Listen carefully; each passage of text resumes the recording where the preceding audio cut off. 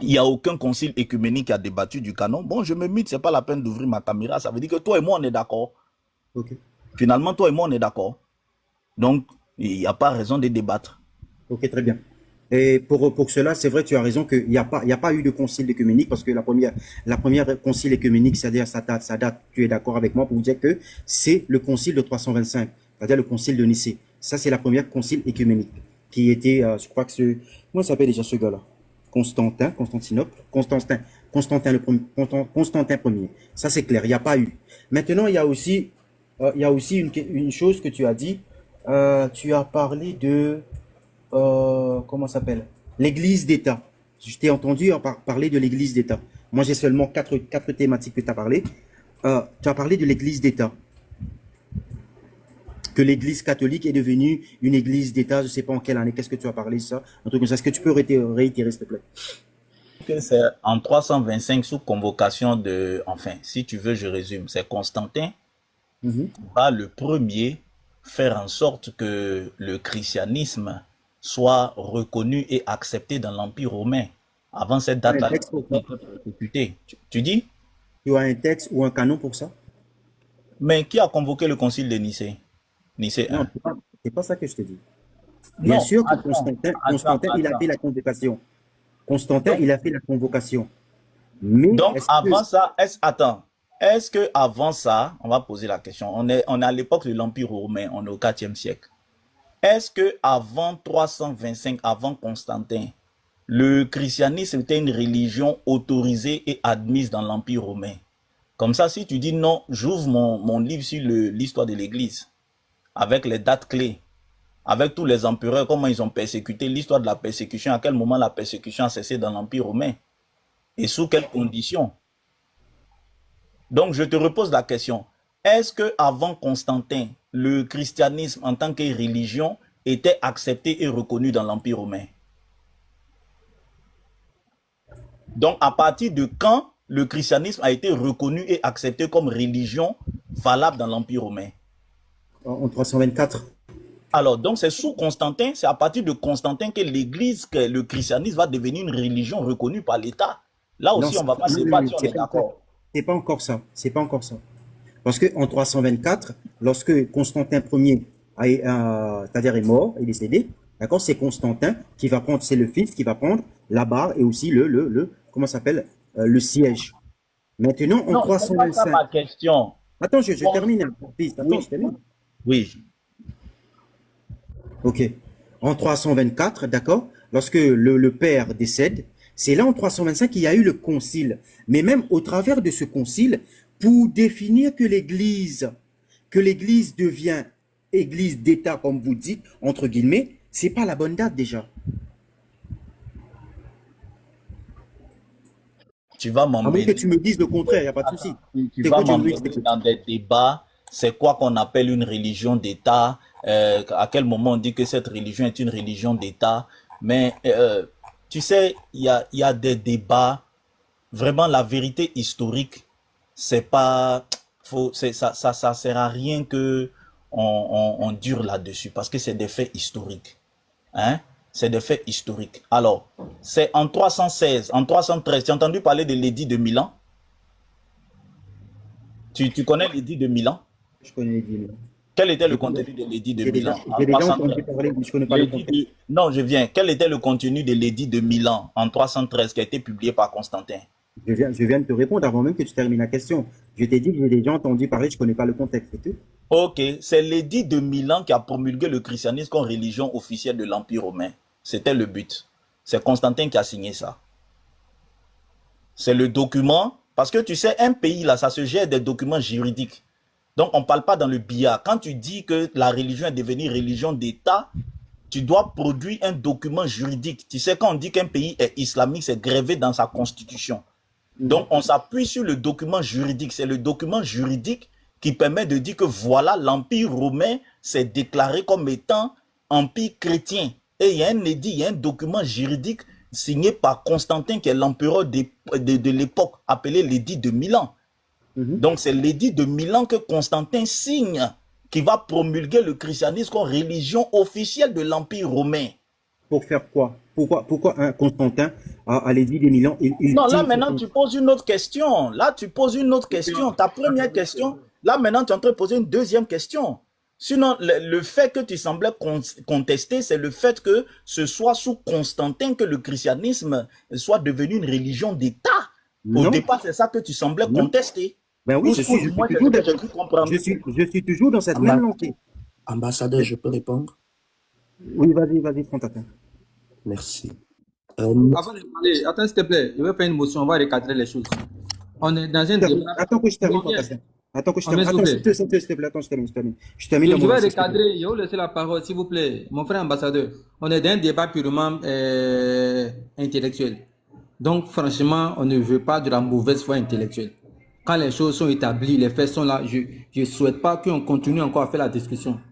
Le frère qui a exposé, il a cité un texte qui dit de manière explicite l'époque à laquelle l'Église est devenue officiellement l'Église qu'on appelle ça acceptée par l'Empire romain.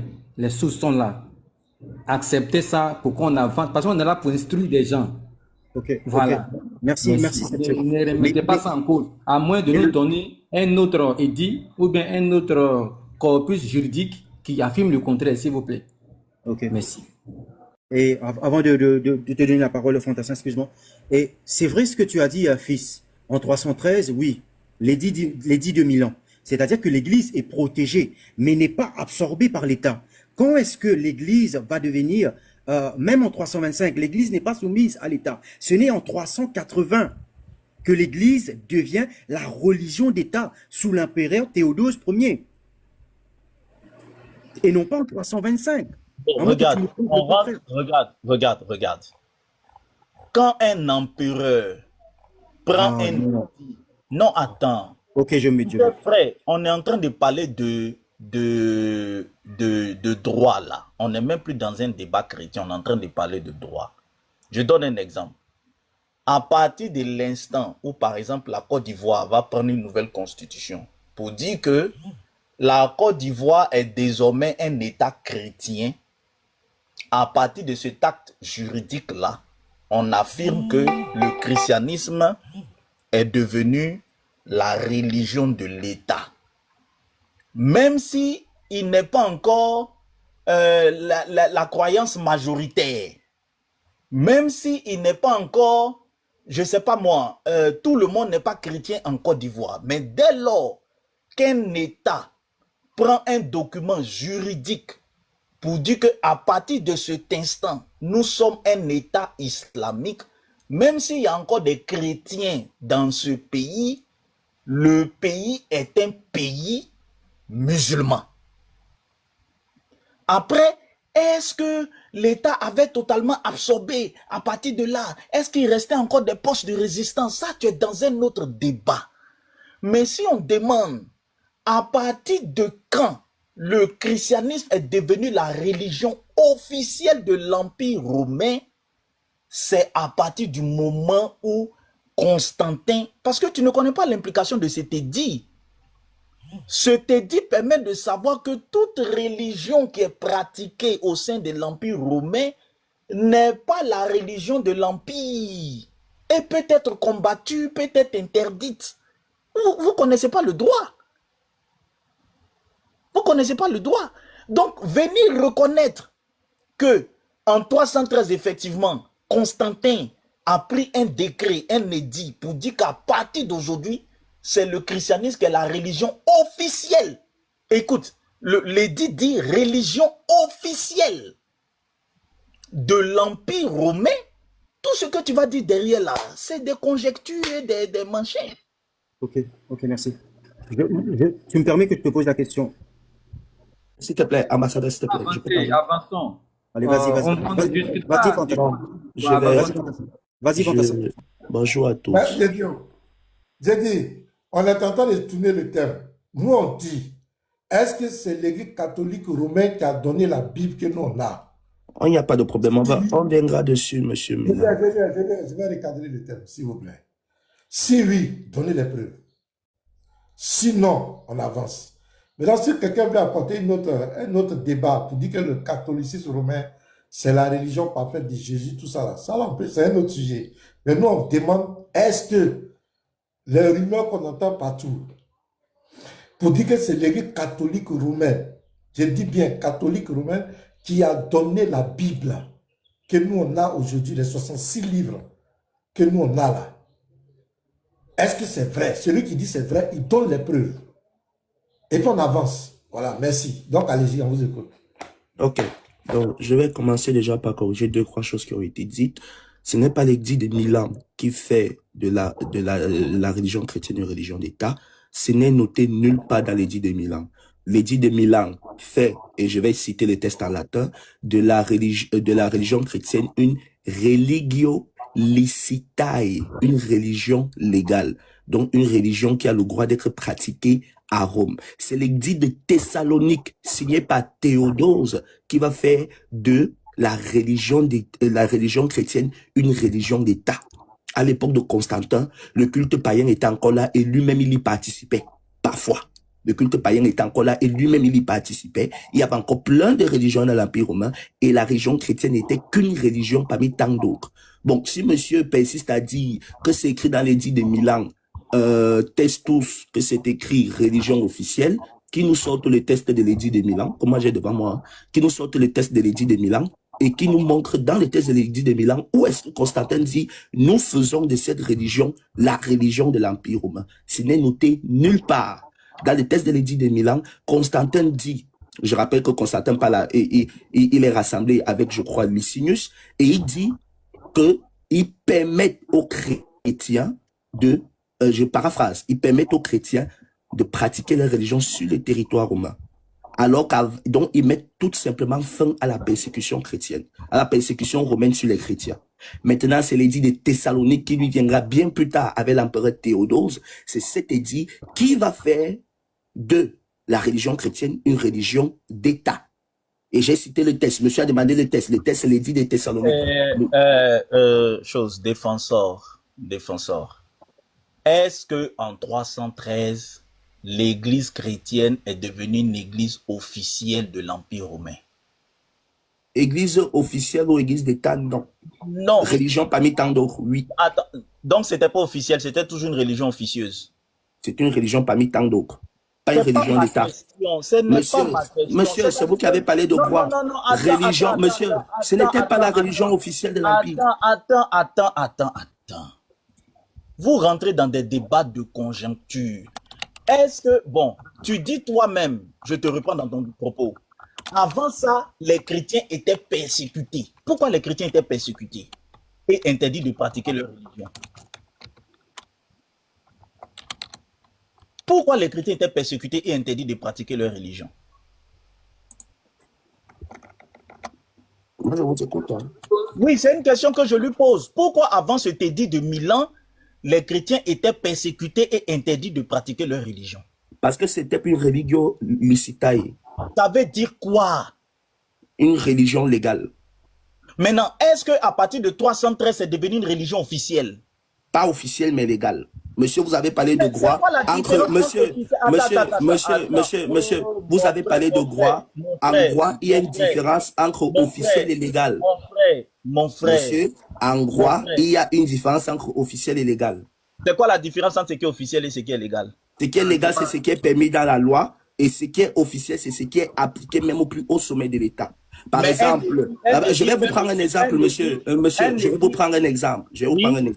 Oui. Dans l'église, en France, avant 1905, le catholicisme est la religion officielle de l'État. Et depuis 1905, le catholicisme n'est qu'une religion légale parmi tant d'autres. Et pas la religion officielle. Non, c'est-à-dire, c'est pour ça que je dis, vous perdez en conjoncture et je ne me perds pas en conjoncture, ça c'est le droit, monsieur. Laisse-moi parler. Voilà, il va répondre à ta réponse. Laisse-le parler. Voilà. Vous perdez en conjoncture et vous faites des conjonctures inutiles. Pour vous, quand on dit religion d'État, à partir de quel moment même le roi, même l'empereur était chrétien et tout le monde était chrétien? J'ai répété et j'ai expliqué que ce n'est pas de ça que je vous parle, c'est des conjonctures. Dès lors qu'un édit est pris et reconnaissant cette religion est une religion d'État. Tu dis que oui, ce qui est officiel, c'est... Attends. C'est faux. Attends. Laisse-le finir, pardon. Après, tu vas répondre. Fils, vas-y. Tu dis que ce qui est officiel, c'est ce qui est pratiqué au sommet de l'État. Ce qui est légal, c'est ce qui est écrit dans la loi. Un État peut pratiquer à son sommet quelque chose qui n'est pas écrit dans sa loi. Je te pose la question, est-ce qu'un État peut pratiquer quelque chose d'officiel qui n'est pas inscrit dans la loi? Tu peux répondre, s'il te plaît. Puisque tu distingues officiel en légal, tu dis légal, c'est ce qui est inscrit dans la loi, officiel, c'est ce qui est pratiqué par l'État. Ok, d'accord. Est-ce qu'un État peut pratiquer quelque chose d'officiel qui n'est pas inscrit dans la loi? Non, monsieur, pour que quelque chose soit officiel, il faut qu'il soit légal. Ça, c'est pas un problème. Mais Mais maintenant, donc, si tout le ce christianisme qui est est, devenu tout officiel, ce attends, qui est attends. légal, monsieur, tout ce qui est légal n'est pas officiel. Je dis, tout ce qui est légal n'est pas officiel. Bon, je vais te laisser dans ce débat de conjoncture. Donc, il y a des choses C'est pas un légales débat qui de sont... conjoncture, monsieur. Fils, Vous faites Non, des attendez, affirmations qui sont fausses. attendez, s'il vous plaît. Monsieur, vous faites des Pasteur, affirmations qui sont Je fausses. reprends le micro. Je reprends le Attends, micro. pasteur Bénard, est-ce que Non, vous non, pouvez donner, attends, on va donner passer un temps à d'accord. chacun, Attends, s'il vous plaît? Non, Parce que là, nous moi, sommes je que veux deux relancer catholiques sur le live. Je relance le débat. Moi, je suis là, je relance le débat. Au fait, ce n'est pas le sujet même de notre débat. Voilà, voilà la fiche. Le débat, c'est quoi? Nous, on veut clarifier quelque chose. Est-ce que la Bible que nous, on a là, c'est l'Église catholique romaine qui nous a donné? Voilà, c'est pourquoi on a convoqué les gens. Voilà la fiche qui est là. Non, ambassadeur, là, je vais revenir sur ça. Non, je tenais d'abord à... Ok, je vous écoute, monsieur. Calmez-vous. Notre question est directe, notre question est claire. Ça raconte partout que c'est l'Église catholique romaine qui nous a donné la Bible qu'on a, nous les 66 livres que nous on a là. Que c'est l'Église catholique qui a donné ça, qui nous a donné. Et que nous on lui doit reconnaissance. Sans elle, nous on n'aurait pas de Bible. Nous on est tant. J'ai dit, est-ce que c'est vrai? Vous êtes des catholiques, est-ce que c'est vrai? Catholique romain, est-ce que c'est vrai? Si oui, on vous met en grand, vous nous donnez les preuves, les dates claires. Comment vous avez donné ça? Comment ça arrivé dans nos mains? Et puis après, on va vous poser nos questions. C'est clair. Donc, est-ce que c'est compris? Est-ce que vous avez bien compris? Donc, quand vous allez prendre la parole, répondez. Parce que c'est le sujet sur lequel il a chose, comment on appelle, il a presté. Donc, c'est le sujet qui est là. Répondez-nous directement. C'est ce que tout le monde veut savoir. Même les musulmans disent ça, les kémites, tout le monde dit ça. Aujourd'hui, est-ce que vous êtes devant nous? Est-ce que c'est vous qui nous avez donné cette Bible? Si oui, donnez-nous les preuves. Ok, donc on vous donne la parole. Donnez-nous, dites-nous. Vous avez la parole. Merci. Donc, je voulais juste apporter cette précision-là qui n'était pas... Voilà. Parce qu'il ne faut pas dire des choses fausses. Mais bon, je vois qu'on a évité le sujet qui a été posé sur la table pourtant par un non-catholique et des affirmations qui étaient fausses. Maintenant, pour la question de savoir si le canon biblique est catholique, je réponds et je martèle. Oui, le canon biblique est catholique. Oui, c'est l'Église catholique. Oui, vous mettez-moi en grand si vous voulez. Oui, c'est l'Église catholique qui a apporté le canon biblique. Et l'Église catholique a apporté le canon biblique par 2 conciles. J'étais en bas, j'ai bien entendu. Monsieur demandait, est-ce que c'est un concile œcuménique? Monsieur, c'est ça le problème, c'est qu'il faut étudier les sujets. Le concile œcuménique est là précisément pour répondre à une hérésie. Quand il n'y a pas hérésie, il n'y a pas lieu d'avoir un concile œcuménique. Il y a plusieurs valeurs du concile. C'est-à-dire que le concile œcuménique va définir un dogme. Le concile œcuménique va définir un dogme. Donc, que ce soit sur la christologie, comme on l'a vu au concile de Nicée, que ce soit, comme on l'a vu aussi au concile d'Éphèse, qui est un concile christologique, que ce soit sur la pratique, sur la liturgie et tout consort, comme on l'a vu par exemple au concile Vatican II et tout. C'est là pour répondre à un besoin, répondre précisément à une hérésie. Maintenant, est-ce qu'un concile local est un concile qui n'est pas pris par tous? Non, le concile local est pris par tout le monde. Sauf si, pour qu'un concile local ne soit pas pris par tout le monde, il faudrait que ces décisions ne puissent être circoncis qu'à la localité. Par exemple, le concile de Toulouse. Le concile de Toulouse qui a demandé à ce que, pour répondre à l'hérésie cathare, qu'on ne divulgue plus les textes bibliques en langue vernaculaire. Mais ça ne s'appliquait qu'au concile de Toulouse, qu'au territoire de Toulouse. Parce que c'est eux qui ont connu l'hérésie cathare et personne d'autre. Donc, vous voyez que il y a cette différence-là. Il ne faut pas venir dire, des choses ici qui sont fausses. Le concile, les conciles que le frère ambassadeur a cité tout à l'heure, je peux parler jusqu'au bout? S'il vous plaît, fils, ne coupez pas. Après, si vous voulez me couper par il n'y a pas de problème, mais j'espère que quand vous faites pareil, on ne va pas me couper le micro. Moi, j'ai pas de problème avec le fait qu'on me coupe la parole. Hein. Merci. Donc, le concile, le canon biblique que nous avons aujourd'hui, du moins pour le Nouveau Testament, parce que l'Ancien Testament fait un peu débat. Il y a des gens qui disent, donne tes sources. Ok. Je vais donner les décrétum d'Amazon et les décrétum Gelazum. Monsieur, On va, attends, non, mais, monsieur. ah là là, je Écoutez-moi. cite mes sources ou pas? Non, c'est bien, écoutez-moi, écoutez-moi.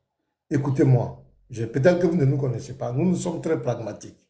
J'ai posé une question claire. Une question claire. Je vous demande pardon. Répondez-moi. J'ai dit.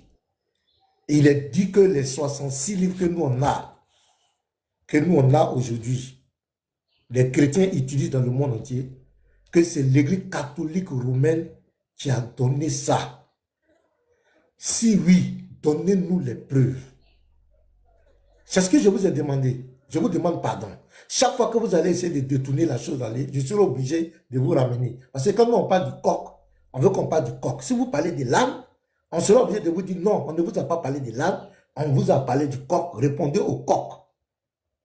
Même s'il faut qu'on vous, faut qu'on vous coupe, on va vous couper pour vous rappeler qu'on ne parle pas de l'âne, non, on parle du coq.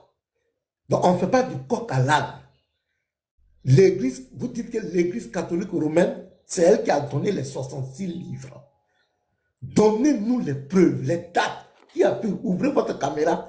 Donnez-nous les preuves. C'est ce qu'on demande. Si vous parlez d'autres choses, je serai obligé de vous interrompre chaque fois. Je suis vraiment désolé. Donc, on va vous donner 5 minutes sans vous interrompre. Donnez-nous les preuves. Je mets les 5 minutes. Voilà. Ok, c'est parti. Vraiment, j'aime bien les gens pragmatiques. Donc, on est ici devant le décret de Gélase. Hein. Donc, ça, c'est la seule source. Sinon, je suis pas dans la bibliothèque. Hein. La bibliothèque de mon université, je vous l'aurais montré. Donc, on a ici le décret de Gélase. Décretum Gelasum. Hein. Lettre décrétale sur les livres à recevoir et ne pas recevoir, début 4e siècle. C'est notamment, je crois, c'est le concile de Carthage, quelque chose comme ça. Donc, alors, dans ce décrétum Gelasum, donc, il y a ici débute le concile, voilà, ce concile de Damas. Ça, c'est d'abord le concile de Damas qu'ils vont d'abord citer. Et après, dans le concile de Damas, ils vont citer le concile de Damas, dit tout ce que le concile de Damas va dire, il a été dit, et après ils disent au petit 2, de même il est dit. Maintenant, le vrai détail des Écritures divines qui sont reçues par l'Église catholique universelle ou celles qui doivent être évitées, ordre de l'Ancien Testament.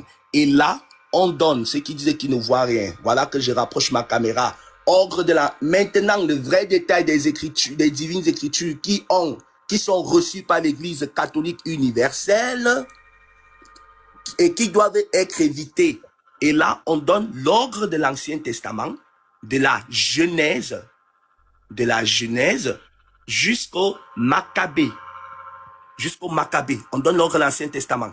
Et de même, ordre des Écritures du Nouveau Testament que la Sainte Église romaine reçoit et qui est vénérée. On donne les évangiles. Il y en a 4. On donne les évangiles. Voilà les évangiles qui sont là. Les évangiles, 4 livres. On donne les détails des livres.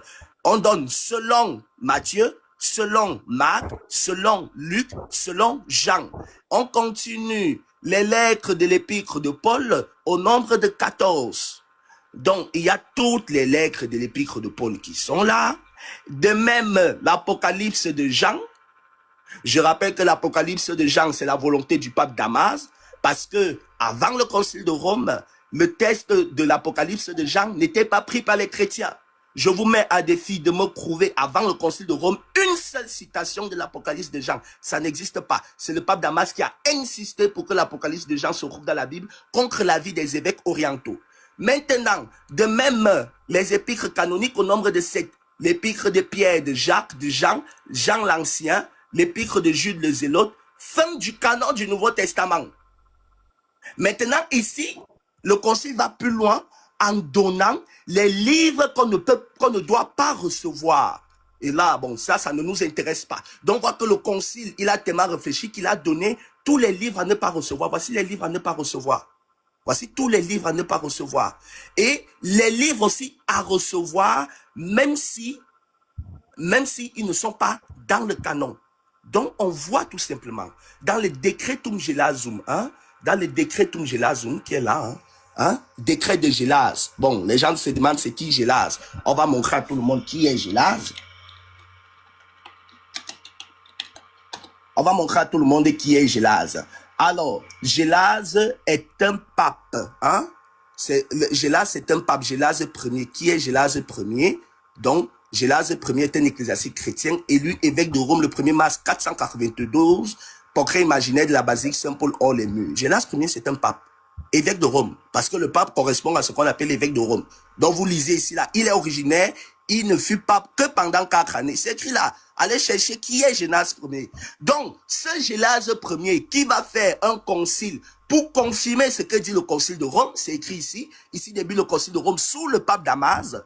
Et le pape Damas va donner dans le concile de Rome des explications de la foi, certes, mais il va aussi donner un canon. Et ce canon-là de ce canon va sortir ce qu'on appelle la Vulgate. La Vulgate, c'est la première Bible chrétienne compilée. Complètement. Je précise bien complètement. La première Bible chrétienne. Et cette Vulgate sera compilée et traduite par Jérôme de Stridon. Vous pouvez aller chercher les noms. Jérôme de Stridon. On est, je crois, en 392 et quelque chose comme ça. Jérôme de Stridon. Donc, c'est tout. Maintenant, venez nous dire, montrez-nous qu'il y avait un canon biblique hors des arcanes de l'Église catholique. Vous me parlez du canon de 66 livres. Je tiens à rappeler que le canon de 66 livres est arrivé bien après avec le protestantisme. Donc, lorsque Luther a enseigné qu'il y avait les deutérocanoniques qui n'étaient pas enseignés, qui n'étaient pas ceci, qui n'étaient pas cela. Maintenant, sur le concile de Crâne, le concile de Crâne vient dogmatiser le canon. Parce que justement, étant un concile œcuménique, son rôle est de dogmatiser. Les conciles locaux ne sont pas pour dogmatiser. D'ailleurs, nous, dernièrement, on a eu un synode sur la synodalité. Un synode, c'est l'équivalent d'un concile. Oh, c'est bon, c'est bon. Mais ça n'en a pas la même valeur. Tes 5 minutes sont arrivées. Tes 5 minutes sont arrivées. Pasteur, je peux 10 secondes. Je peux 10 secondes. Voilà. On me dit que c'est Génase qui a fixé le canon de l'écriture et que c'est en 400 et quelques, c'est-à-dire au 5e siècle. Ça veut dire qu'on suppose qu'avant ça, les chrétiens ne savaient pas quel livre était inspiré ou pas. J'ai bien aimé aussi la partie où il dit que c'est à partir de cette définition de Génase que Jérôme de Stridon a traduit la Vulgate. S'il est véridique, s'ils prennent la Vulgate. Moi, la partie qui m'a fait, il dit vos 66 livres là. Il dit les 66 livres là. Donc, il reconnaît que ce n'est pas l'Église catholique qui nous a donné ça. Non, il dit, vous avez lu les deutérocanoniques. Non, attends, mon frère. Je suis très content que tu aies cité Jérôme de Stridon. Si tu es véridique, je vais te mettre au défi. Maintenant, on va faire un exercice simple. Jérôme de Stridon, quand il a rédigé sa Vulgate, il a écrit un prologue à tous les livres qu'il a traduits. Est-ce que tu peux nous lire le prologue de Jérôme sur la Vulgate concernant les livres que vous dites que nous on a enlevés? Qu'est-ce que Saint Jérôme, je vois ton esprit de vérité, hein? Qu'est-ce que Saint Jérôme a dit concernant les livres dont vous nous accusez que nous on a enlevés? Je te passe le micro. Saint Jérôme, d'après toi, de Stridon, il dit quoi? Jérôme de Stridon dit tout simplement que le lieu d'où il vient, ces livres ne sont pas reçus. Parce qu'il faut expliquer quelle était la méthodologie de Jérôme de Stridon. La méthodologie de Jérôme de Stridon, déjà, ce n'est pas Gélase. Ce n'est pas... S'il vous plaît, je réponds ou je réponds pas? Entendu. Non, je dis je n'ai pas bien entendu. Tu as dit que Jérôme de Stridon a traduit sur la base du canon de Gélase. C'est faux. Je n'ai jamais dit ça. Aïe. Je n'ai pas dit ça. Je Tu n'as vous ai pas dit dit que que c'est sur la base Gélas de ce a canon qu'il a fait la confirmé. brigade. Vous n'avez pas écouté. Je vous ai dit que Gélas a confirmé le canon qui a été donné à l'époque par Damas. Et Damas, lui, qui était pape, un Damas, premier pape, lui, il avait donné la mission à Jérôme de Stridon d'aller compiler, d'aller prendre les Écritures, de les traduire. Ok. Maintenant, le Jérôme a dit quoi dans son prologue sur les livres dont vous accusez les protestants de les avoir retirés? Jérôme a dit quoi? Jérôme a dit que ces livres n'étaient pas reçus comme inspirés par les gens chez qui il était. Parce que maintenant, c'est pour ça qu'il faut expliquer la méthodologie de Jérôme. Attends, il était chez qui? Chez qui il était et puis il a Madame, dit monsieur, Jérôme est parti Jérôme est parti voir les livres que les Juifs de son époque lisaient et il est venu faire le rapport dans son prologue en disant que les Juifs chez qui j'étais disent de ces livres-ci qu'ils ne les considèrent pas comme inspirés. Mais cependant, Jérôme dans la suite du prologue, il dira, si l'Église décide de les adopter comme tels, alors je me plierai à sa décision. C'est tout. Donc Jérôme dit, on récapitule ce que tu dis, hein. Jérôme dit qu'il est parti chez les Juifs. Il a utilisé une méthode vraiment bien. Et il est revenu, il dit que les Juifs ne reçoivent pas ces livres-là parce qu'ils disent que ces livres-là ne sont pas inspirés. Oui, du coup. Si le pape prend la décision de considérer que ces livres sont inspirés, lui, il va se plier à ça, c'est ça, non? Oui. Voilà, donc ma question, qui décide qu'un livre est inspiré ou pas? Puisque d'après toi... L'Église. Non, attends, mon frère, doucement. Doucement d'abord. Qui décide qu'un livre est inspiré ou pas? Parce que d'après toi, c'est en 400, c'est au 4e siècle que l'Église a décidé des livres qui sont inspirés. Ça veut dire qu'avant ça, depuis le temps de Paul, jusqu'à avant cette date-là, il n'y avait aucune décision. Les chrétiens étaient laissés vraiment dans le vide. Il n'y avait aucune décision. C'est-à-dire, depuis Jésus est parti, jusqu'à l'an 400, là, les chrétiens étaient livrés à eux-mêmes. Ils ne savaient pas ce qui était inspiré. C'est au 4e siècle qu'un pape est venu et puis il a dit, moi, je vais prendre la décision de ce qui est inspiré, de ce qui n'est pas inspiré. Et puis il a signé le décret. Et pendant qu'il signait le décret, tu as bien incité, tu as dit que c'était pas un concile œcuménique, donc c'était régional. Jérôme, qui avait été commis pour traduire, est venu rendre compte de son travail. Et il a dit qu'attention, il y a des livres que j'ai traduits qui ne sont pas considérés comme inspirés de Dieu. Des livres juifs, hein. Mais Par si les le Juifs, pape, on précise. oui, par les juifs, moi je te réponds. Mais si le pape, par décret, signe qu'ils sont inspirés, moi je vais reconnaître que c'est inspiré parce que le pape a signé. Pas parce que c'est inspiré, hein, mais comme le pape dit c'est inspiré, donc je vais dire Amen, c'est inspiré. Sinon, d'après mes recherches que j'ai faites, ces livres-là ne sont pas considérés comme inspirés. Mais si le pape prend un papier pour signer, pour dire que c'est inspiré, moi, Jérôme, je vais dire Amen, c'est inspiré. Quand bien même je suis conscient que ces livres-là ne sont pas considérés comme inspirés par les sources où j'ai pris. Parce qu'il a pris chez les Juifs. C'est des livres juifs qu'il a traduits. Et il a rendu compte que ces livres juifs-là, les Juifs ne les considèrent pas comme inspirés de leur Dieu. N'oublions pas que le Dieu est le Dieu d'Israël. Il ne les considère pas comme inspirés. Mais si le pape décide que ces livres qui sont apocryphes pour les Juifs, qui ne sont pas inspirés, qui ne sont pas considérés comme des écritures venant de l'Esprit de Dieu, si le pape dit que ça vient de l'Esprit de Dieu, moi je vais dire Amen. C'est ça ce que tu nous dis. Maintenant, Oui, il faut répondre. merci. Donc, je reprécise et je remartèle. Jérôme fait un rapport en disant les Juifs chez qui j'étais ne les considèrent pas comme inspirés, mais je me plie à la décision de l'Église. Mais monsieur, ça, c'est pas nouveau. C'est parce que vous monsieur, les Juifs ne considèrent pas le Nouveau Testament comme inspiré. Est-ce que c'est pour autant qu'on doit rejeter le Nouveau Testament? S'il Fils, vous plaît, fils, il on répond peut pas, il est parler en ou train de pas? changer le... Non, fils. Non, Non, non, je ne Non, il a change rien pas le changé. sujet, on est sur le canon. Il est en train de vouloir ruser. On est sur le canon. Pourquoi vous Ça va, pourquoi vous laissez-le, criez? pas le couper. On est sur le Laissez-le. canon, laissez-moi parler. Non, je suis en train de lui dire de te laisser parler. Donc, faut le pas laisser Mais si. parler. Il y a le point, il ne peut pas fuir. On écoute tous, il ne peut pas fuir. Ok. Vas-y. Est-ce que vous savez que... Fantassin, s'il te plaît. Est-ce que tu peux donner la raison parce que je crois qu'ils ne font pas la nuance. Pourquoi les Juifs ils n'ont pas accepté ces dans leur Non, s'il te plaît, ambassadeur, t'inquiète, on va aller de manière méthodique. On va aller de manière méthodique. Les Juifs de l'époque de Jérôme ne sont pas ceux de l'époque de Jésus. Les Juifs de l'époque de Jérôme ne sont pas ceux de l'époque de Jésus. C'est d'ailleurs pour ça que vous allez voir qu'il y a une différence dans le canon. Parce que si vous prenez le canon des Juifs, dans ce cas, vous allez prendre le Talmud aussi. Le Talmud qui vient. Parce que le canon des Juifs de l'époque de Jérôme, c'est le canon du concile de Jamnia qui a eu lieu à la fin du 1er siècle pour répondre au christianisme et à la destruction du temple. Le canon du concile de Jamnia, ce n'est pas le canon de l'époque de Jésus. À l'époque de Jésus, il n'y a pas de canon défini. Il n'y a aucun canon défini. Et le concile de Jamnia vient définir un canon.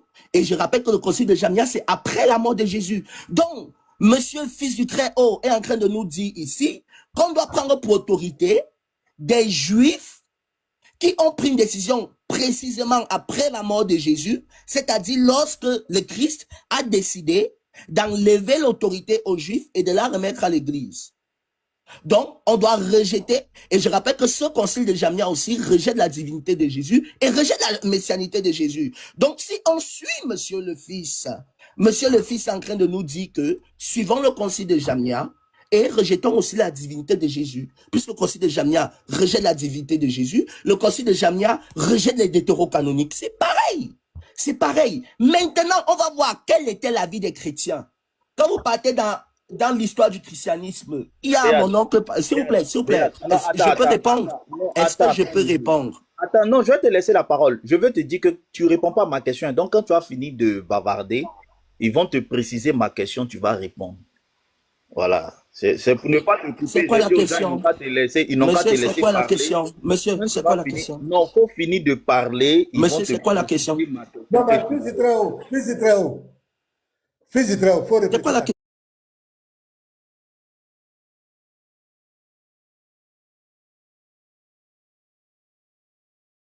C'est des anciens textes. Je vais venir sur le canon du Nouveau Testament avec les codex qui attestent qu'avant le 4e siècle, il y a des codex qui attestent les textes qui étaient reçus par l'Église. Je viens d'abord.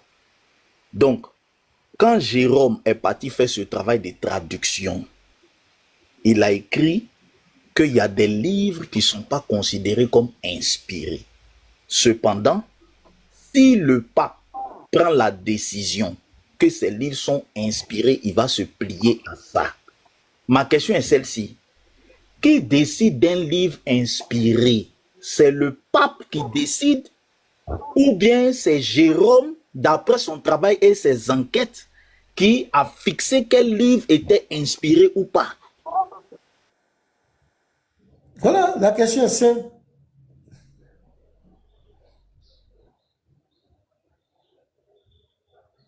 Parce que Jérôme a fait ses recherches. Il a présenté des livres. Les 7 livres que vous avez ajoutés, il dit que ces livres-là ne sont pas inspirés de Dieu. Mais il s'en remet au pape. Et c'est le pape qui prend un décret pour dire que ces livres-là sont inspirés. Et Jérôme dit, si le pape décide, lui se soumet. Lui te pose la question. Qui décide? Entre Jérôme qui a fait ses recherches, qui a fait les traductions et tout, que le livre soit inspiré, ou bien c'est le pape qui décide?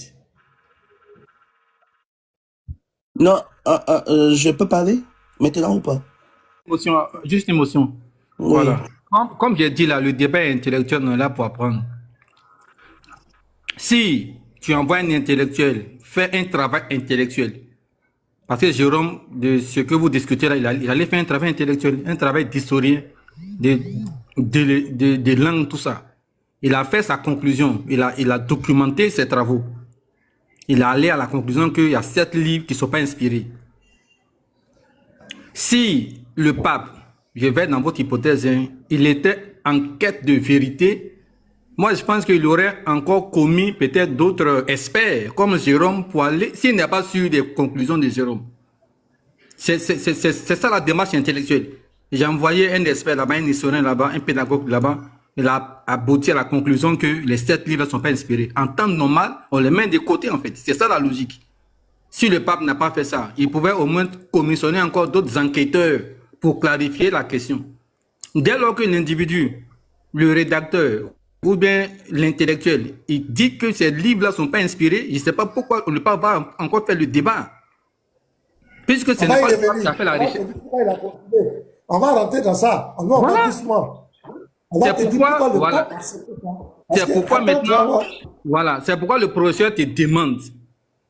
Il pose la question. C'est maintenant que tu commences à comprendre. J'attends sa réponse. Il va comprendre pourquoi le question de fond. Qui a habilité, qui a la légitimité inspirer des livres qui ne sont pas inspirés. Bien sûr. Qui décide de ce qui est inspiré ou pas? Qui a la légitimité de dire ça c'est inspiré, ça c'est pas inspiré? Si on répond à ça, ça va nous avancer dans le débat. Voilà. Quand je peux parler? Oui, il faut répondre à notre question. Merci. Arrête. Je répète donc quelque chose qu'apparemment on n'a pas compris. Je sais que ça vous choque, mais c'est l'Église qui décide ce qui est inspiré de ce qui n'est pas inspiré. Parce que si on se base sur la vie des Juifs, déjà c'est pas Jérôme. Jérôme part avec un corpus. On dit à Jérôme,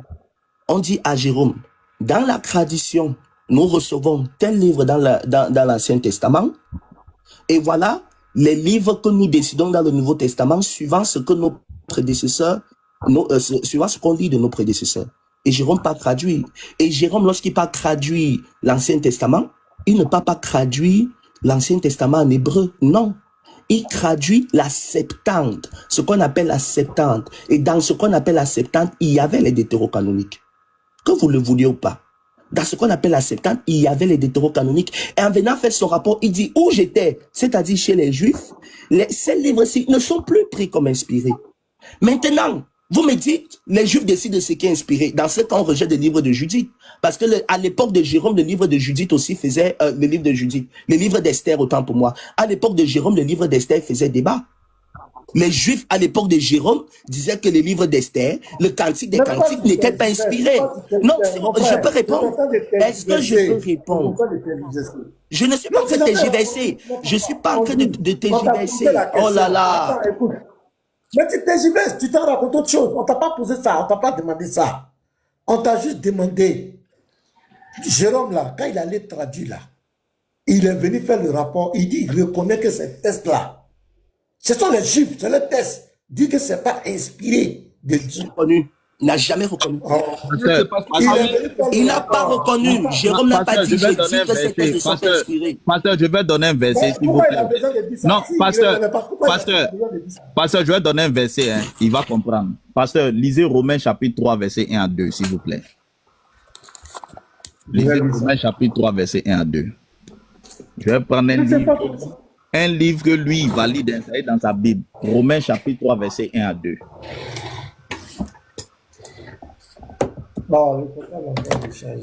Quelqu'un peut me lire Romains chapitre 3, verset 1 à 2. Je vais lire ce passage. Romains 3, 1 à 2. Attendez, Oui. Je lis. Okay. Quel est donc l'avantage des Juifs?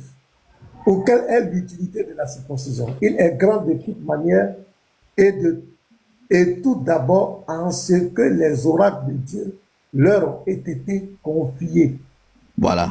Le Nouveau Testament dit que les oracles de Dieu, les prophéties de Dieu, les écritures inspirées de Dieu ont été confiées aux Juifs. Donc, si nous cherchons ce qui est inspiré, on doit s'adresser à eux. C'est à eux que Dieu a confié ses oracles. C'est à eux. Ma question est celle-ci. Jérôme est parti faire une enquête auprès de ces Juifs-là, à qui Dieu a confié ses oracles. Ces Juifs avaient un certain nombre de livres. D'après l'enquête de Jérôme, il vient rendre compte au pape. Il dit, le pape, je suis parti. La Septante, c'est moins 270. Voilà, le livre de Siracide, on sait à quel moment il a été introduit dans la Septante. Mais je viendrai dessus en rentrer dans chacun des livres, même les Maccabées et tout ça. D'après leur tradition, d'après ce que j'essaie d'eux, voici les livres qui sont inspirés dans tous les oracles qui l'ont été confiés là. Voici ce qu'ils appellent oracles divins. Et puis il y a d'autres écrits qui lisent, ce n'est pas des oracles, ce n'est pas inspiré. Ça, c'est Mais l'honnêteté intellectuelle. Fils, ça, c'est l'honnêteté intellectuelle. l'honnêteté intellectuelle. Très honnête. Maintenant, il dit au pape, d'après toi, que si tu prends la décision que ce que les oracles, les Juifs ne considèrent pas comme oracle de Dieu. Je suis encore sur l'Ancien Testament, il n'est pas venu sur le Nouveau parce que vous et les protestants, il n'y a pas grand débat sur le canon du Nouveau Testament. On va rester sur l'Ancien d'abord. D'après ce que tu vas décider, si tu prends la décision que ces livres que les Juifs à qui le Seigneur a confié les oracles, les Juifs disent que ça là, c'est pas des oracles divins. Ce qu'on appelle un oracle divin, c'est quelque chose qui a été donné par un prophète.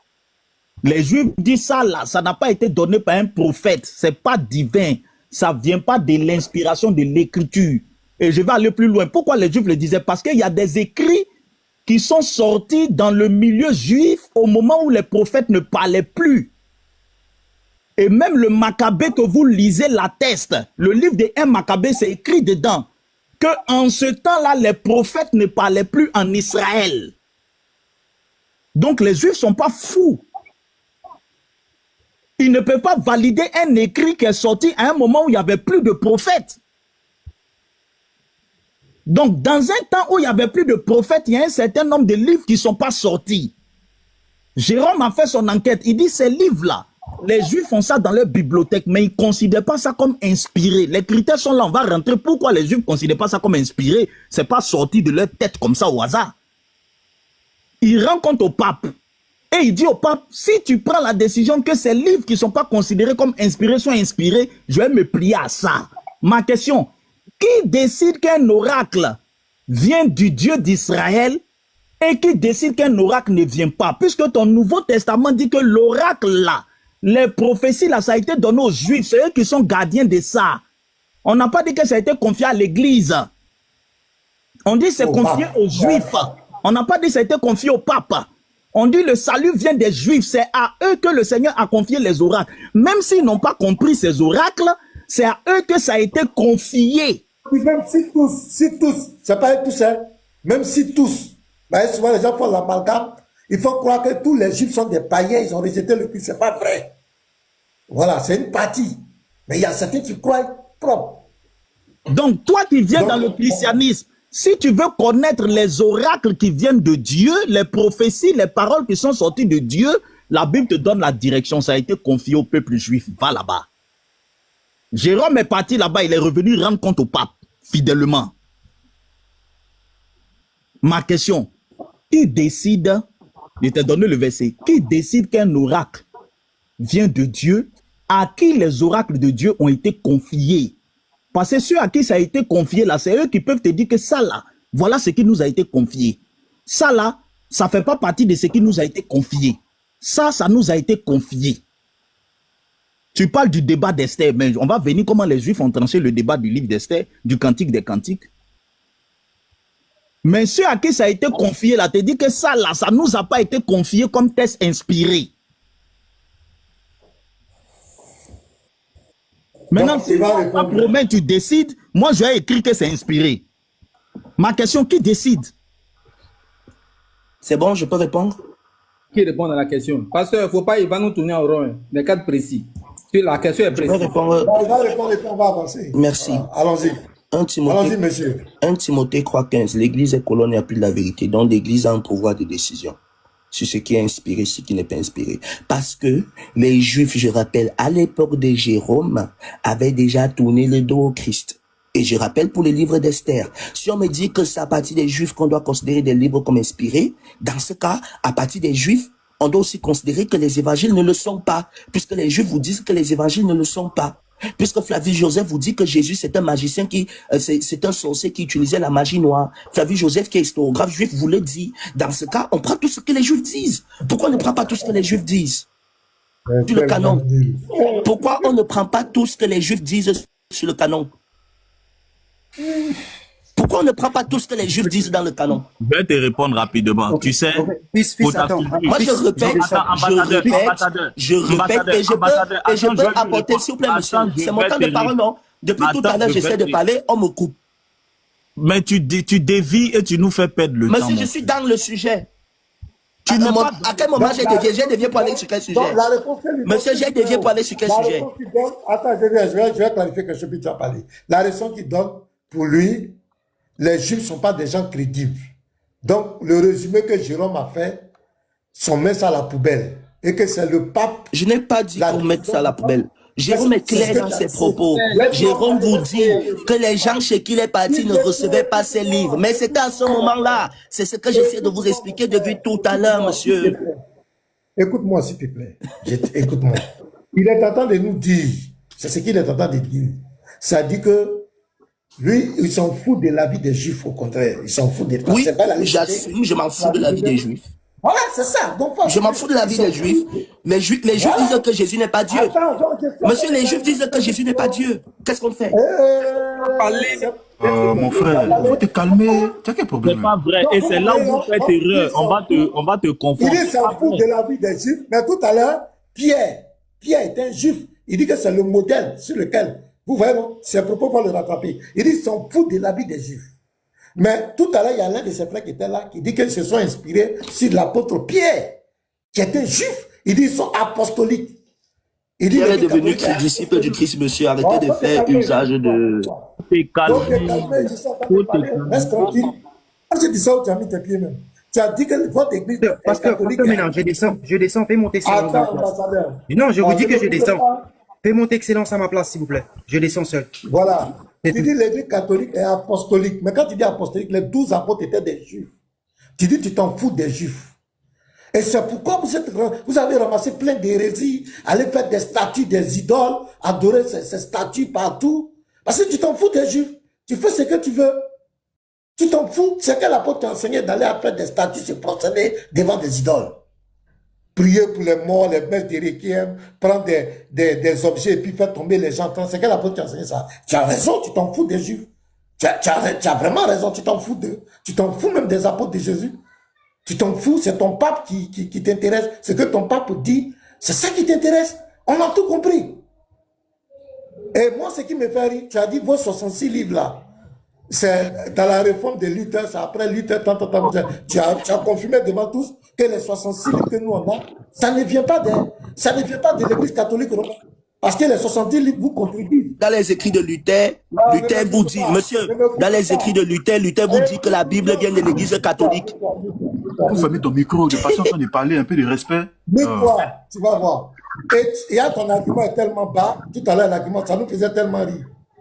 Donc tu veux nous dire que avant ton concile dont tu as lu bien la lettre de Tchalou, les églises, parce que l'église catholique... Ça veut dire que Paul ne savait pas quel texte, l'apôtre Paul, qui a vécu avant 400 ans, qui était un juif, ne savait pas quel texte était inspiré, quel texte qui n'était pas inspiré. Pierre, qui était un juif, qui a vécu avant ce pape-là, qui a signé le canon là, Pierre ne savait pas qu'est-ce qui était inspiré, qu'est-ce qui n'était pas inspiré, parce que Pierre a vécu en 150.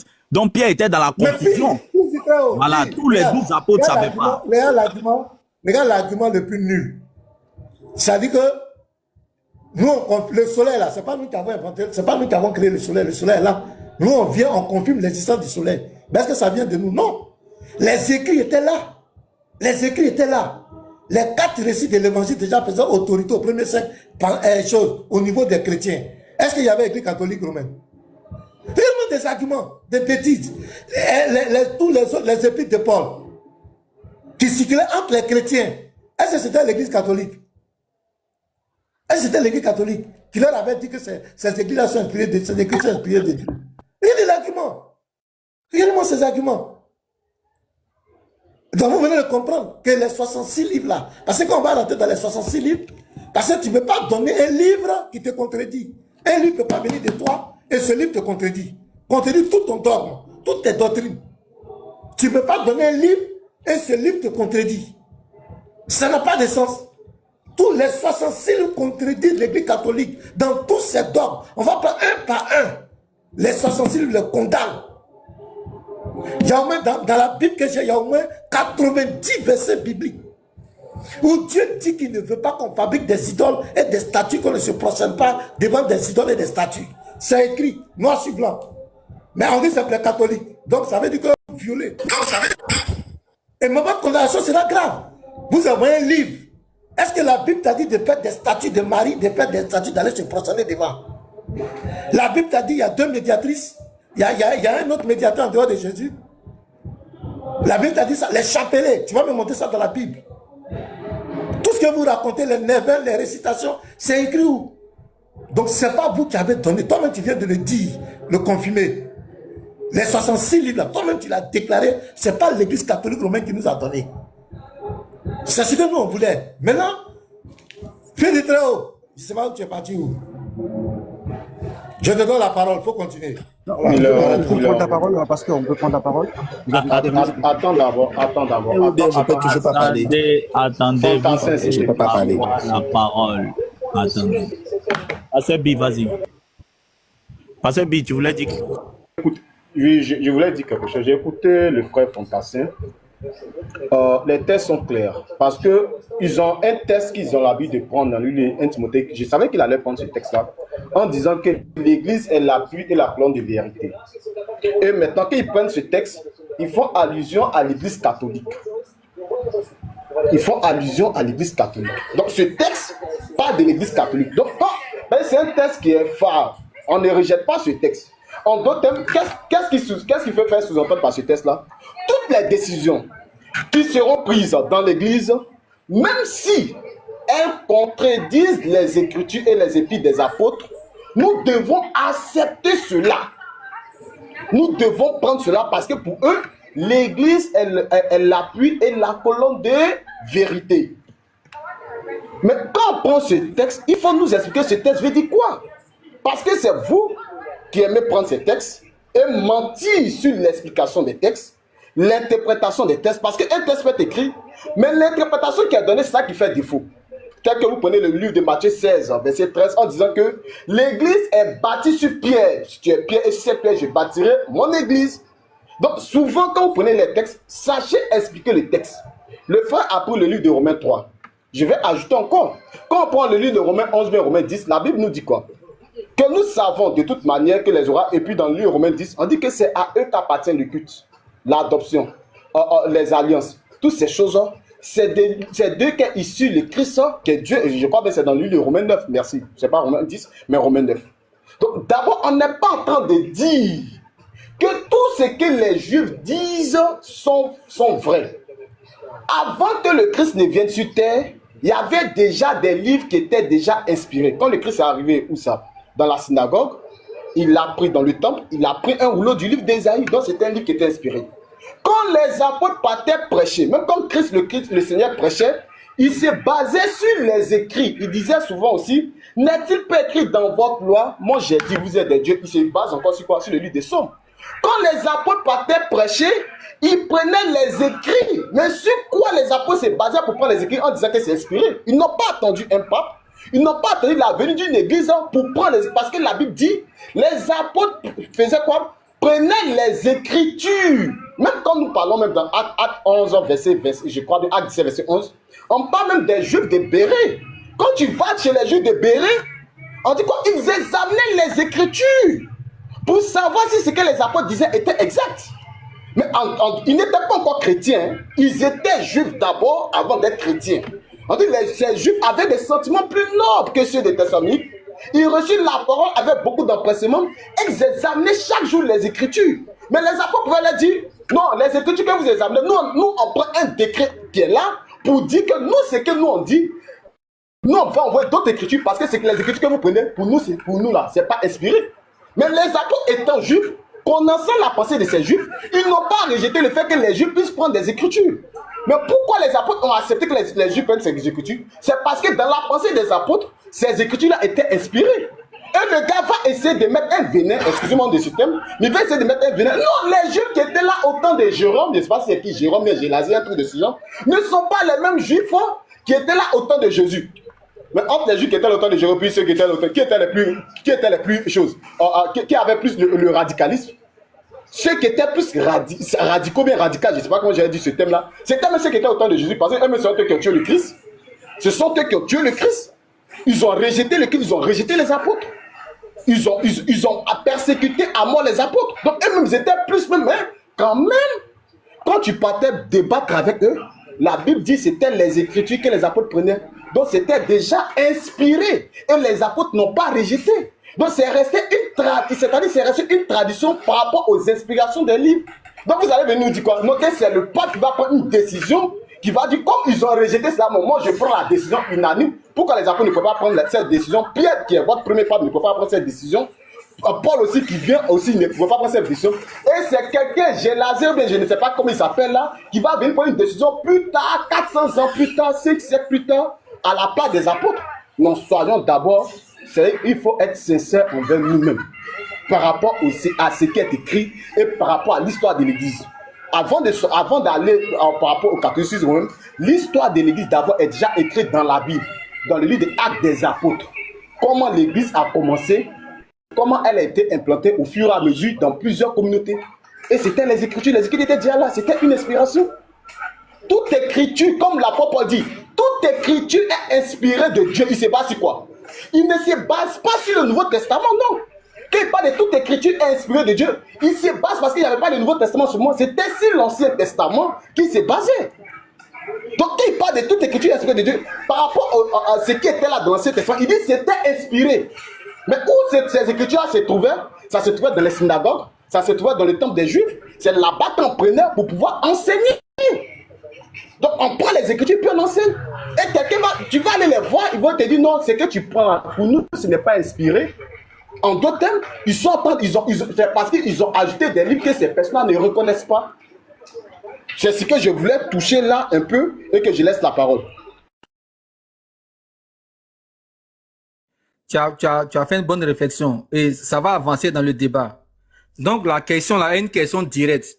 Est-ce que pour le catholique, le pape ou bien l'église catholique peut prendre une doctrine, par exemple, croire une doctrine, même si elle est contraire à l'enseignement des apôtres? La question elle est pertinente en fait. Est-ce que pour les deux catholiques qui sont là, une doctrine là, fut-il contraire à l'enseignement des apôtres, même si l'église l'a validé, est-ce que c'est valable pour vous? C'est juste une parenthèse, ne faites pas trop de développement. Ensuite, on va donner la parole. Je vais rappuyer sur un truc que le pasteur dit. Voilà, répondez ça simplement.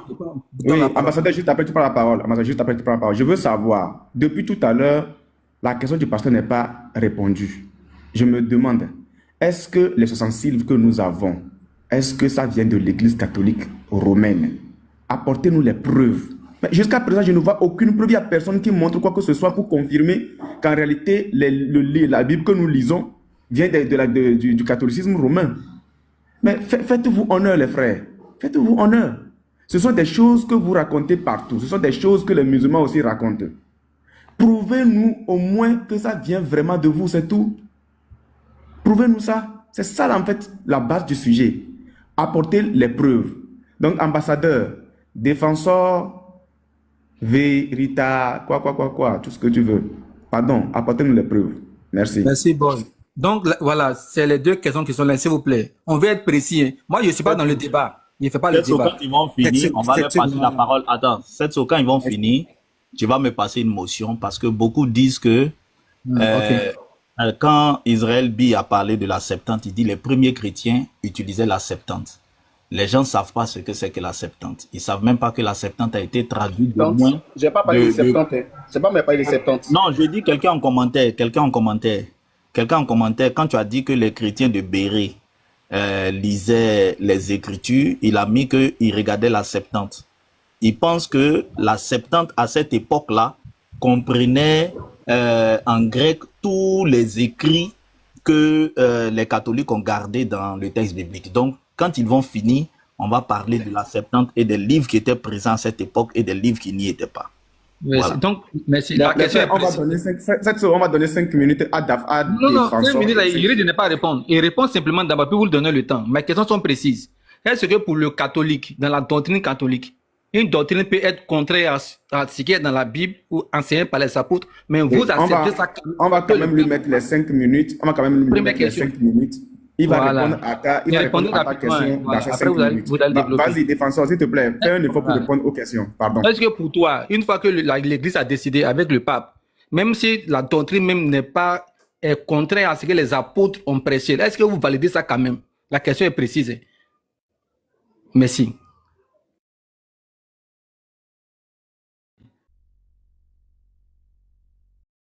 Bref, J'ai plusieurs fois, alors que j'étais dans le sujet, de dévier le sujet, je retiens que pendant les 15 dernières minutes, on a parlé de tout, d'idoles, de statues, mais pas du sujet. Donc, Monsieur Amon Ménard, pasteur Amon Ménard a dit tout à l'heure que, en disant que le canon de 66 livres est apparu avec Luther, je reconnais que l'église, c'est pas l'église catholique qui a donné les 66 livres. Dans ce cas, qui de mieux que Luther pour nous dire d'où vient la Bible? Donc, je cite Luther. Applaudissez, j'espère que vous allez aussi applaudir tout à l'heure. Je cite Luther dans son ouvrage de 1523 intitulé Commentaire sur l'évangile de Jean. Luther dit, nous sommes, je cite, nous sommes contraints de reconnaître que les papistes c'est les catholiques, possèdent la parole de Dieu et que nous l'avons reçue d'eux et que sans eux, nous n'aurions aucune connaissance. Voilà ce que Luther dit. Luther qui vous a donné le canon de 66 livres vous dit dans son écrit commentaire sur l'évangile de Jean, ouvrage de 1523, il vous dit, nous sommes contraints de reconnaître. Applaudissez, vous n'applaudissez plus, ou bien vous ne reconnaissez plus Luther. Je cite, nous sommes contraints de reconnaître que les papistes possèdent la parole de Dieu et que nous l'avons reçue et que sans eux, nous n'aurions aucune connaissance. C'est ce que Luther dit, ce n'est pas moi. Luther, fondateur du protestantisme. Luther, fondateur du protestantisme. Tout à l'heure, monsieur a dit non, le canon vient de Luther, ça vient pas des catholiques, nanani, nanana. D'accord. Mais voilà ce que Luther dit. Et Luther, qui est fondateur du protestantisme, vous informe que ce sont les papistes qui vous ont donné ces livres et que sans eux, vous n'auriez aucune connaissance. J'ai donné la référence, allez vérifier. Maintenant, pour revenir sur les Juifs, quelqu'un m'a dit Pierre était juif. Pierre était juif. Mais est-ce qu'ayant connu Jésus, Pierre est resté juif? Non. Et en fait, le problème, c'est que vous ne faites pas la différence entre juif en tant que religion et juif en tant que peuple. Il y a un peuple qui est juif. C'est pour ça, par exemple, qu'en France, il y a ce qu'on appelle l'antisémitisme qui est condamné. C'est s'attaquer aux sémites et les sémites étant des juifs. Mais maintenant, il y a la religion juive. Tous les sémites ne sont pas des juifs. Donc, les apôtres ayant connu Jésus, ils sont devenus chrétiens. Ils n'étaient plus juifs, puisqu'ils ne pratiquaient plus tous ces sacrifices que les juifs étaient obligés de faire. Le Yom Kippour et tous ces sacrifices qu'ils étaient obligés de faire pendant 2-3 fois l'an. Ils ne pratiquaient plus tout ce que la religion juive demandait. Dans Actes chapitre 15, ils demandent même à ce qu'on ne pratique plus la circoncision et qu'on n'impose pas la circoncision aux autres. Donc, d'accord, ils étaient du peuple hébreu, d'accord. Mais est-ce que c'était encore des juifs de religion? Non, puisqu'ils avaient transcendé le judaïsme pour atteindre le christianisme. Maintenant, si quelqu'un me dit cela que Pierre, il n'était pas chrétien, il était juif, bien à lui, c'est son problème. Donc, je reviens donc sur les juifs du concile de Jamnia, qui eux sont des juifs de confession, non pas que de population, des juifs de confession. Par exemple, Flavius Joseph n'est pas un sémite. Flavius Joseph, c'est un romain juif. Ce n'est pas un sémite, c'est un romain qui était juif.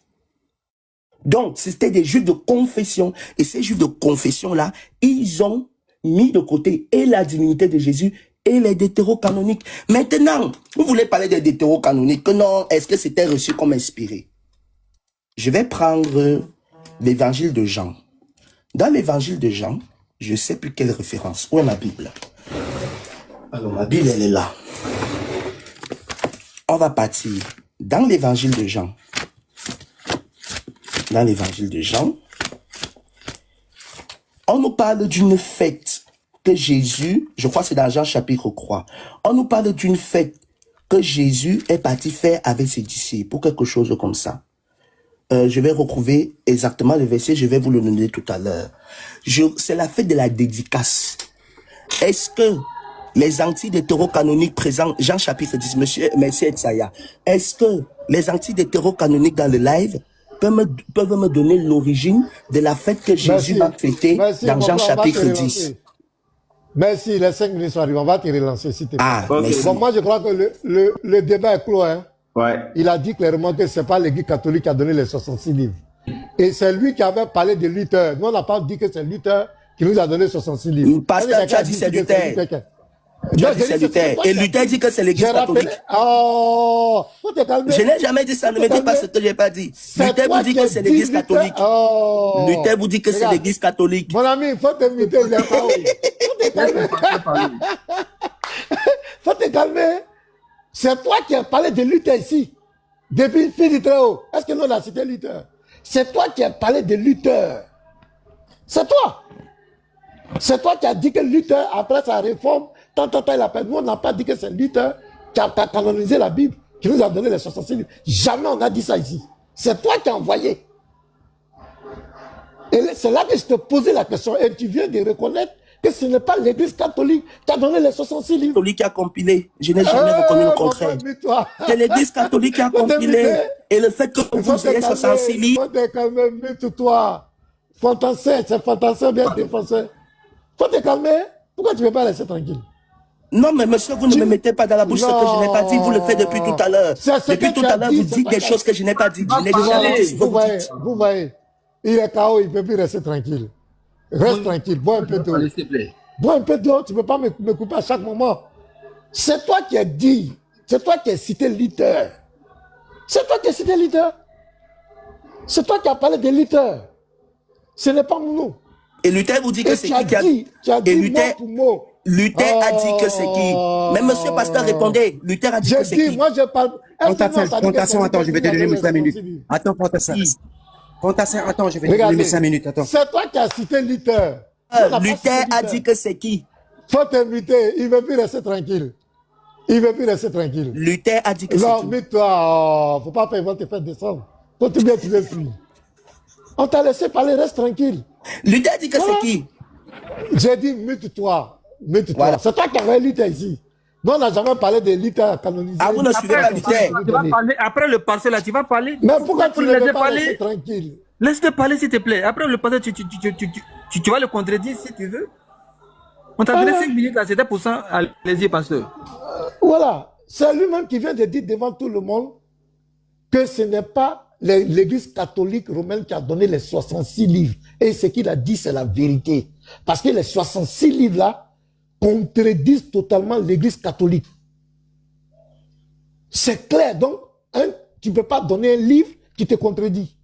Toutes les pratiques de l'Église catholique, s'il veut, on fait passer tout. Il donne tous les dogmes de l'Église catholique. On va prendre des versets dans les 66 qui le contredisent clair. Tout sur tous les points. Donc là, il a été honnête. Ce n'est pas l'Église catholique qui a donné les 66. Monsieur, arrêtez de mentir. Tu as dit ça.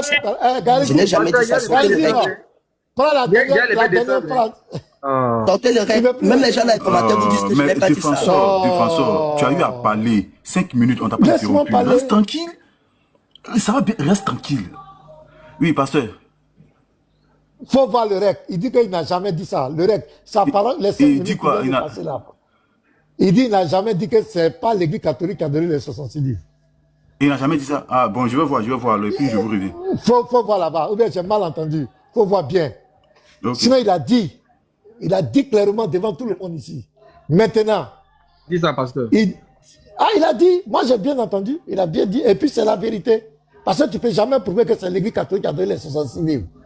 C'est pas possible. Prouvé par 2 conciles.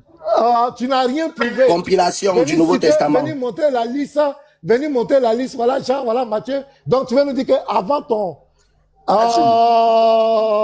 Je l'ai refusé mes preuves, c'est tout. Mais tu as parlé tout à l'heure, il faut te calmer, après on te passe la parole. Pourquoi tu fais ça? Bon, j'ai dit, comment on l'appelle? Quand tu dis que tu n'as rien prouvé, parce qu'avant le catholicisme romain, tous ces livres existaient. Et tu as même menti. Tu as dit qu'avant que ton pape ne prenne la décision, avant ça, il n'y a aucune personne qui n'ait cité Apocalypse des gens. Tu peux répéter ça? Montrez-moi une source qui cite l'Apocalypse de Jean dans l'église primitive. Ok, merci beaucoup. Je vais Dans l'église primitive, je vous écoute. Ouais, l'église primitive, je te montre. Tu dis quoi? Avant Dans le l'église catholicisme primitive, romain. citez. Je vais citer, je viens. Je vais te montrer. Ah. Je vais te montrer. Arrête de distraire les gens. Irénée de Lyon, il a cité. Irénée de Lyon a cité ça avant que ton pape ne dise. Je te donne le titre. Irénée, son livre contre les hérésies. Numéro 5.30. Regarde ce qu'il cite. Jean, le disciple du Seigneur, a écrit l'Apocalypse que certains rejettent à tort. Parce que c'était controversé. Il y a d'autres qui ne voulaient pas prendre, d'autres qui voulaient prendre. Mais Irénée confirme que ce livre-là, les gens le rejetaient. Donc il a cité. Irénée était quoi? Attends, je continue. Monsieur Irénée était quoi? Irénée, il était catholique romain. Il était quoi? Je vous écoute. n'a jamais été Il était catholique jamais romain. n'a été Monsieur Irénée était quoi? Répondez s'il vous plaît. Il était chrétien. Il n'était pas catholique romain. Ok. Arrête de mentir. Alors, il n'était pas catholique romain. Est-ce qu'il était sous pape? Sous un pape?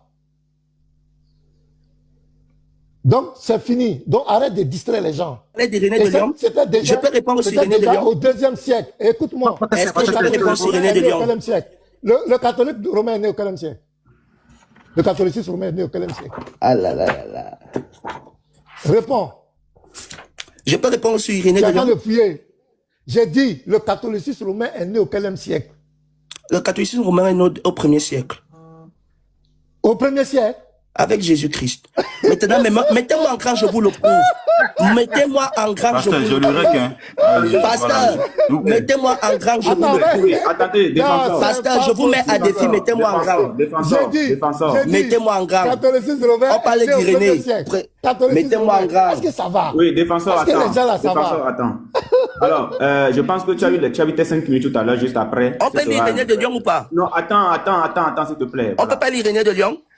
Attends un instant. Faut te calmer. Attends un instant. Tu es distrait même. Tu as eu tes 5 minutes tout à Tu dis l'heure. catholique romain est né au 1er siècle.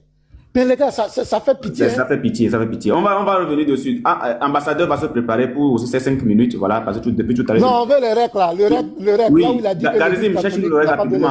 Mais par rapport au fait que. Voilà, si tu es prêt, on va aller avec ça. Par rapport au fait que l'Apocalypse n'a pas été cité dans l'église primitive, je pense que tu fais une grave erreur, défenseur, tu fais une grave erreur. Déjà avec Justin Martyr.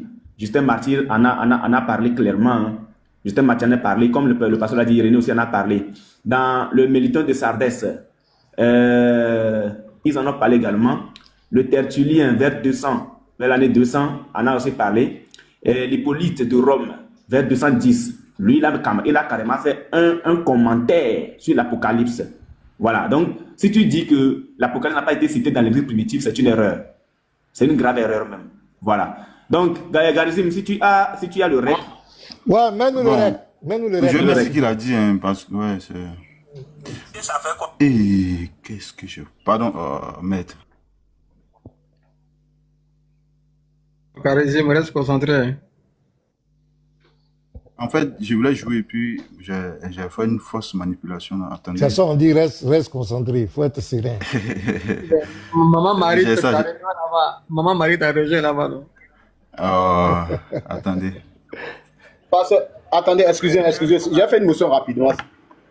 Si c'est possible. Je ne serai pas long, juste 30 secondes comme ça. Dans le début, j'ai dit,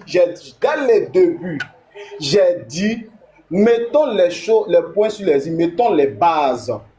Demandons-leur, l'église catholique a commencé quand?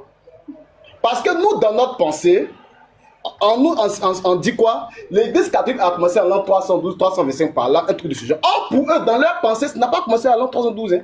Ça a commencé depuis Pierre. C'est pour ça qu'ils peuvent te dire qu'Irénée de Lyon, Polycarpe, c'est la même chose, unique boy à citer là. Et tous sont des catholiques. C'est pour ça qu'ils vont te dire, Irénée de Lyon est né dans les années 100. Il est mort en 200 par là. Donc c'est ce qu'ils vont te dire. Excusez, je reviens. Est-ce qu'il y avait pape? Irénée de Lyon reconnaissait pape. Il adorait Marie. Et il va dire Pasteur, il va dire que tout le monde est catholique. Même Moïse même est catholique. Allons-y. Vas-y. Ils sont plus musulmans. Ils sont plus musulmans, ils sont devenus catholiques. Appuyés par le catholicisme romain. Mais c'est ce que moi Très je dis, c'est le important. catholicisme Irénée ne romain. faisait pas partie du catholicisme romain. Jamais. Il n'a jamais été catholicisme Jamais. catholique romain. Jamais. Il n'a jamais été catholique romain. Vas-y, c'est moi qui dis ça. Il n'y a pas quelqu'un qui a prouvé le contraire ici. C'est parler de que Pierre était pape. Pierre n'a jamais été pape. Aucun chrétien n'a été catholique romain. Vas-y. Les pierres ne se sont jamais consommées devant Marie. Dans ces dernières minutes, on a parlé de tout, d'idole, de statut, mais pas du sujet. Donc, monsieur Amon Ménard, pasteur Amon Ménard a dit tout à l'heure que, en disant que le canon de 66 livres est apparu avec Luther, je reconnais que l'église, c'est pas l'église catholique qui a donné les 66 livres. Dans ce cas, qui de mieux que Luther pour nous dire d'où vient la Bible? Donc, il dit, je reconnais quoi? Galzim, attends. Galzim. Il dit, je reconnais. Je c'est pas l'église que catholique. ce n'est pas l'église catholique qui a donné les 66 livres. Il dit, je reconnais. Attendez un peu, remettez un peu vous-même les règles là. On va voir ensemble si vous comprenez le français. J'ai dit, remettez le règle. On va écouter ensemble si vous comprenez le français. Bon, tu as dit quoi? Écoute, remettez le règle. Remets le règle. Non, tu as dit quoi d'abord? Non. J'ai dit que pasteur Amon Ménard disait tout à l'heure qu'en parlant du concile, du canon de 66 livres qui est apparu avec Luther, je reconnais, je suis en train de dire ce que pasteur Amon Ménard disait, pas ce que j'ai dit. Écoutez jusqu'au bout même le français. Mais attends, mais qui a dit que... Écoutez, c'est vous qui avez dit ça, pasteur. Qu'en disant que le canon de 66 livres est apparu avec Luther, je reconnaissais que c'est pas l'église catholique. Votre règle vous concrédit. Votre règle vous concrédit, messieurs.